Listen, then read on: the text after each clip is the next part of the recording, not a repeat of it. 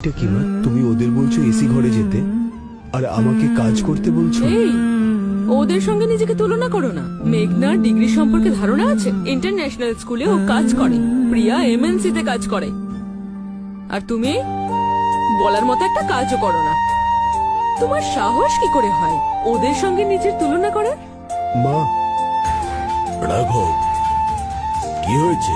কিসের কথা কাটাকাটি হচ্ছে? বাবা, মা ওদের বললো বিশ্রাম নিতে আর আমাকে বললো রান্নার লোকেদের সাথে গিয়ে কাজ করতে। রাঘবকে তুমি রাঁধুনি পেয়েছো? ওকে তুমি রান্নার কথা বলেছো? তুমি কিন্তু ওকে মাথায় তুলছো।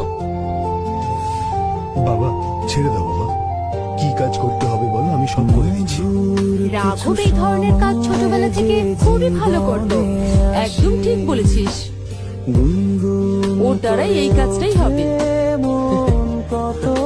চলো চলো, তোমরা ভিতরে চলো। মনে পড়ে যায় কত স্মৃতি, কত স্যার, ছবি আপনার সব ভাইয়ের সাথে কথা হয়ে গেছে, তাদের সমস্ত গিফট পাঠিয়ে দেওয়া হয়েছে। সমস্ত গিফটই কিন্তু ইম্পোর্ট করা। বাবা, যায় খুশি। আমরা জানি যে ছোটবেলা থেকে তুমি রাঘবকে বেশি ভালোবাসো, আর তার জন্য তুমি আমার দেওয়া উপহারটি তাকে সবার সামনে দিতে বলবে। তুই এগুলো